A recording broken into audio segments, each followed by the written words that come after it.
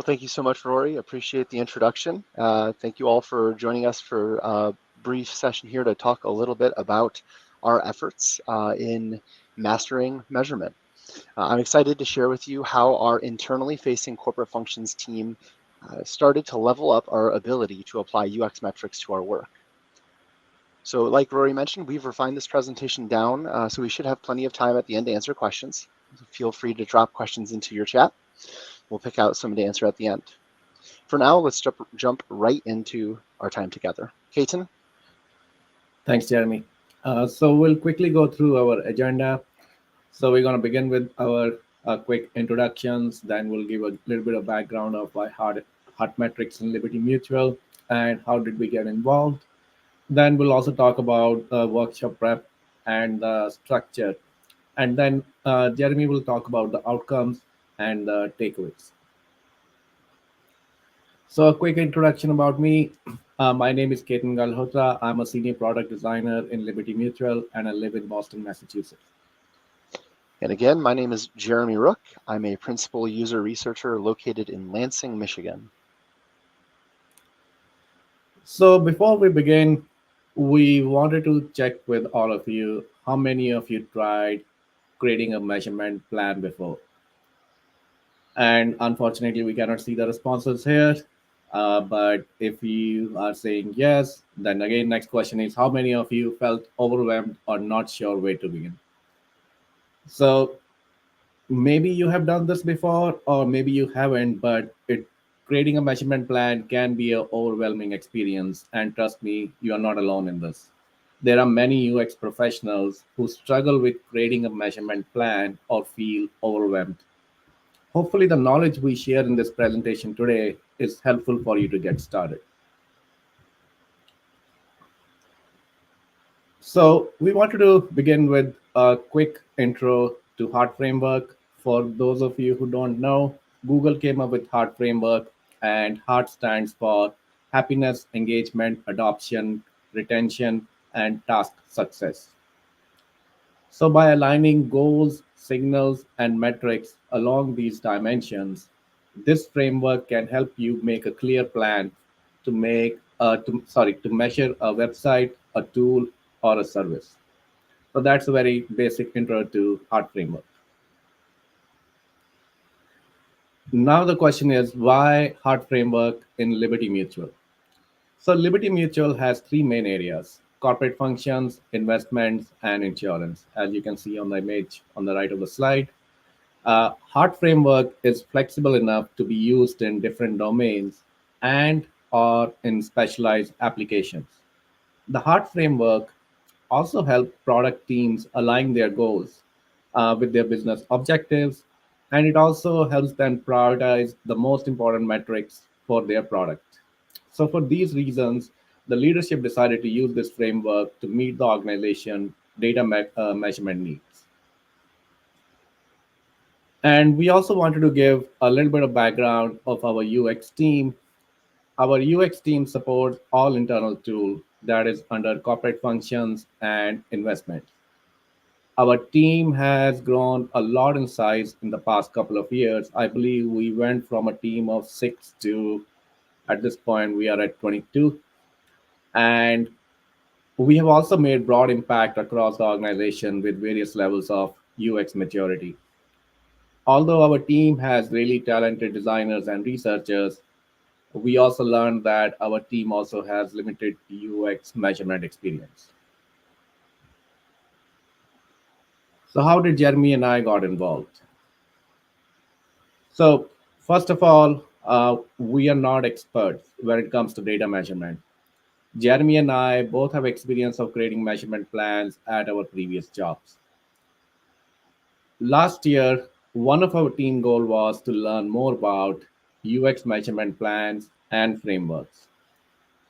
So we volunteered to help the team learn about measurement frameworks, including Heart.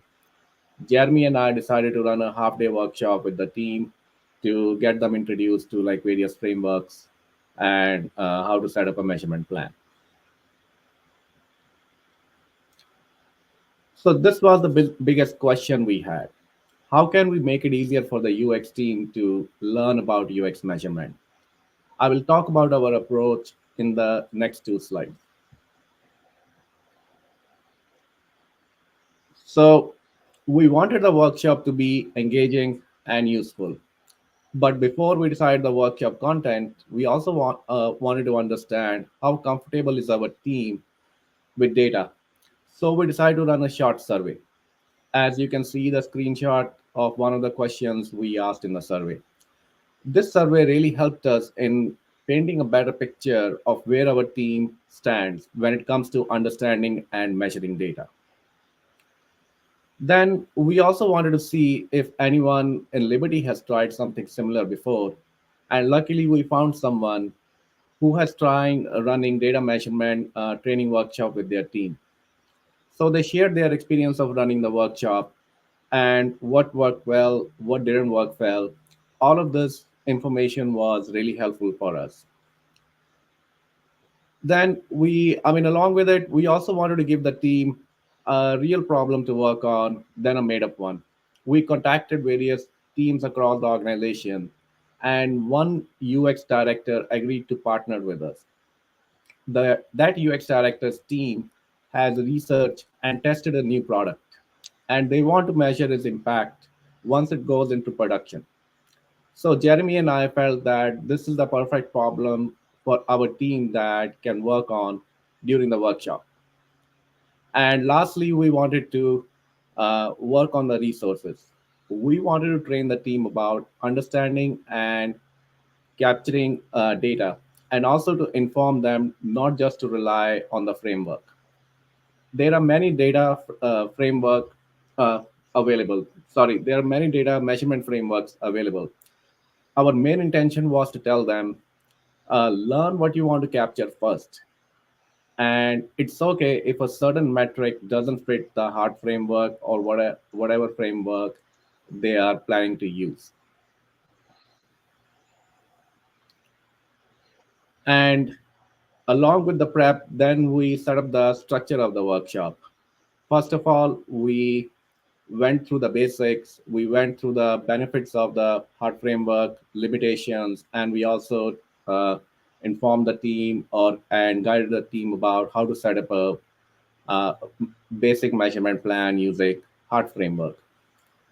And secondly, then we invited our partners, as you can see over here, data analysts. They talked about how UX and data can partner up when it comes to creating measurement plan. And the UX director, along with other team members of their team, shared the real problem with us. And once the team was introduced to the problem, the team was asked to workshop solutions, and a bunch of instructions were shared with them, as you can see on the screenshot on the right of the slide. And the last instruction for them was, once they are done creating a measurement map, please share your prototype measurement plan at the end of the workshop. And now Jeremy will talk about the outcomes. All right, thank you again, Ketan. We were glad to have such good collaborative participation and involvement from our partners across the organization. But at the end of the day, what mattered most is what our team got out of the session itself and how it's propelled us to be more successful within our work. The outcomes of this are still unfolding, but there are some clear successes and opportunities for improvement based on our experience running the workshop. As is sometimes true, we learn more from teaching a subject than we do from the learning itself, and we definitely found that to be true in this case. In reflection, some things to be ready for if you do a training like this are as follows.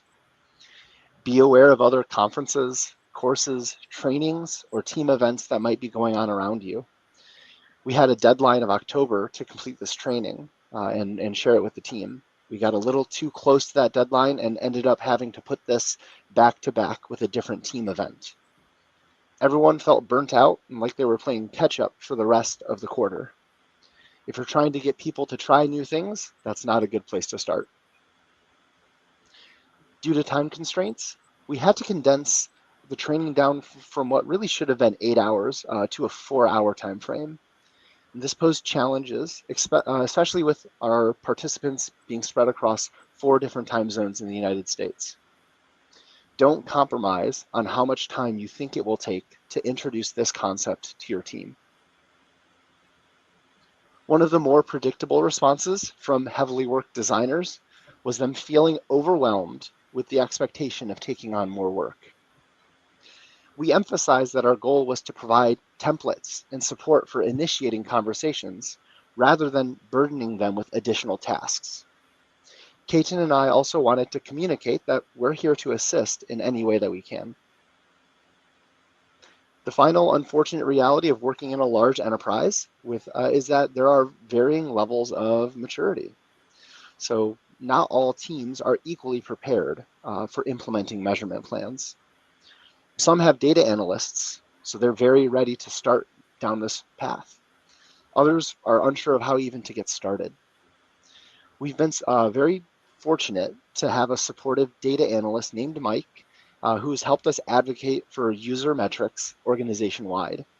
Despite reporting to a single work stream, Mike has been collaborating on data measurement efforts all across different work streams for the improvement of the greater organization. One big win coming out of this session is that we're starting to see an uptick in the belief of value of user experience work beyond what it has been historically positioned as. In a short time, we've been involved in creating 5 different measurement plans across different work streams that focus on human-centered success metrics. This has elevated our team's role and made us leaders in some areas. We're proud of this growth over the last 8 months. In the data technology space, we've guided the product team in identifying the most important user metrics while steering them away from vanity metrics. We have created a roadmap and aligned on primary and secondary measurements for a new tentpole product that the product organization as well as engineers are working to roll out. Through this work, we've built on an existing relationship by showing what UX can bring to increase overall product maturity. We've also established ongoing connections with partners who are interested in experience measurement across the org. While maturity in measurement is not equal across work streams, we are beginning to make inroads to integrating into the work via our data analyst partners like Mike. We also see that there are other parts of the organization that are beginning to soften or warm up to the idea of engaging with us on creating these measurement plans, as you can see from this email. And finally, the trainings provided us with a platform to objectively track the impact of our experiences on the organization that we work within. We're creating accountability and objectives that focus on impact regardless of what framework is used. We've also developed resources like templates and measurement briefs to empower designers, researchers, and other partners like product and dev to take their first steps towards measurement maturity. All of this adds up to an increased focus on the impact of measurement thinking rather than just the implementation of metrics. We continue to move forward from this training by socializing the resources that we have available, such as this measurement brief that we created for our designers to use in conversations with product owners. Resources like this are a great jumpstart to conversations that eventually product owners will take up the cause for typically. Our hope is that we can move from focusing on frameworks and onto the impact that measurement can provide. By focusing on outcomes first, we believe we'll create better systems for our employees to use and overall make a higher impact on our company's success. You can see from this screenshot, there's others in the company thinking the same way, combining frameworks to fit the needs of their specific use case. From there, we hope to create an expectation of baseline metrics across our entire, very wide-ranging product footprint. This includes creating accountability within our own team for advocating for user metrics. We also continue to build cross-discipline relationships, like expanding efforts within our data organization and moving that into other spots in the company. This strong relationship with our data org leads to a stronger desire for increased involvement of UX in defining early work. What does an engagement funnel look like for an internal tool? What are the correct user behaviors to track? These sorts of things. The work that we've done in this data organization has led to a positive relationship that, again, we hope to see replicated across the other work streams. As you can see from this brief chat excerpt, one of the data product owners that we built the measurement plan for is just a little excited to have us on board and figuring this out with them. We see developing these measurement plans as a clear path to create stronger partnerships with product and engineering teams. So if you're going to take a screenshot of one page, make it this one, but wait until all the points are up on the screen. So the first thing to think of as you take something away from this is there's dozens of reasons why people don't get started on flexing their measurement muscles. Ketan already said that neither of us are data experts. The first thing that you should take away from this is to get started. It can sometimes be easiest by starting from where your comfort level is, along with your teams. Are they excited by the prospect of measurement? Concerned? Do you have people on your team who have done this or something like this before? I think my team is probably tired of me saying this, but I really cannot stress this enough. Frameworks are made to help you, not to constrain you. The framework, in other words, is made for the work rather than the other way around.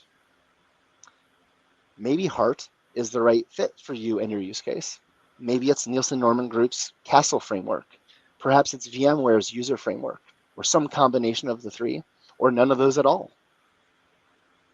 Next, find other people who want to help. I promise that they're out there, so start asking around. I bet there are folks in whatever organization you're in who are willing to dive into the deep end with you if it means furthering the practice of making better informed, data-backed decisions. UXers may not always have the skill set for implementing measurements, but we all have the skill sets to set up conversations and influence like-minded partners. As you think about how to best serve in your context, start lowering barriers to entry. Are there documents you can create for people to reference? Can you set up meetings to help product folks understand the key goals and behaviors that they should be measuring? Whatever you do to decrease the cost to designers and other partners is going to return its value. And finally, as a data curious person, one of the best things that you can do is be available. Answer questions. Find answers to questions that you don't have an answer to. Walk through the resources that you have available. Help people see through the fog that can so quickly cover and prevent you from addressing the real needs that measurement can assist with. That does it for our time here presenting. I want to thank you all for your attention. Please feel free to reach out to Ketan and I for more information. At this point, we'll have plenty of time now for questions. So again, feel free to submit those through chat if there are any. And I'll pause now to see if we have any come in. Thank you. Listen, thank you very much, Jeremy and Ketan. It was really kind of nice dive into the practicalities of how you put these in place, because often people will just say, oh, just use Heart or just use pirate metrics. But it's harder to actually go and then think about how to do that in practice. Absolutely. So as Jeremy and Ketan said, please do post your questions. We've been having some kind of comments and some people were engaging with your questions at the start. But we do have a question from Alex, and he's just looking for a bit more context. So he said, if you're able/willing to share, what is your UX team composition? So designer, research, other roles. Yeah, great question. So more broadly, without sharing too much, I'm not sure what I should and shouldn't share. We have a really diverse set of UX teams across the organization. So as mentioned, our team works exclusively on internally facing tools. There are other teams that are focusing on the insurance experience, purchasing insurance online, purchasing it through a broker, whatever it might be. So our context is really exclusively for internal tooling to improve the employee experience. In terms of our team's composition, it is the vast majority are designers. We have 1 content strategist, 4 researchers, and 2 UX dev positions. And sorry, when you say UX dev, are they actually front-end developers, or what do you mean by the dev part of the UX dev? Unfortunately, I don't have a great answer to that. It's a relatively new position. We've recently filled the second one. Ketan, do you have any additional visibility into that? Yeah, so I don't have the visibility on the new person we hired, but the other person we have, that person is a front end developer. Okay. Yeah, the term design engineer I know is getting a lot more popularity these days. So maybe it's in a similar vein. It's often front end rather than back end. Yeah. Brilliant. So, and you did mention work streams. So is that what you were talking about in terms of your internal facing online broker, or do you then subdivide those into deeper work streams?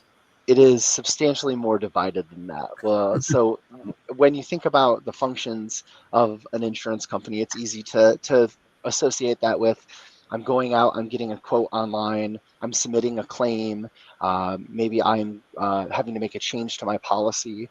If you own a business, you may be familiar with the process of acquiring business insurance, which is a separate category of work.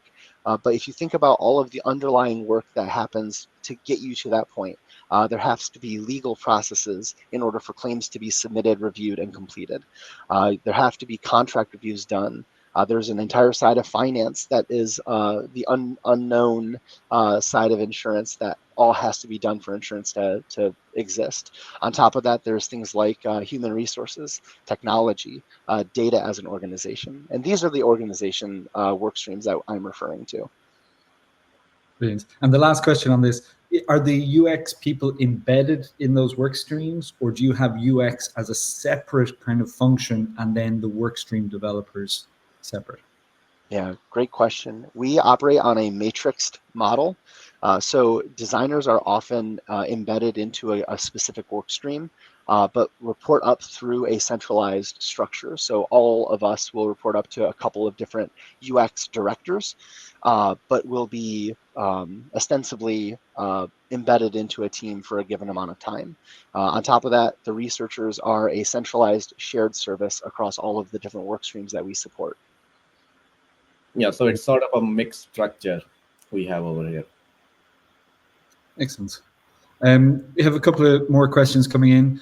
I love the idea of socialized resources and all the preliminary work. What is the biggest learning in the preliminary work before bringing people together for measurement thinking?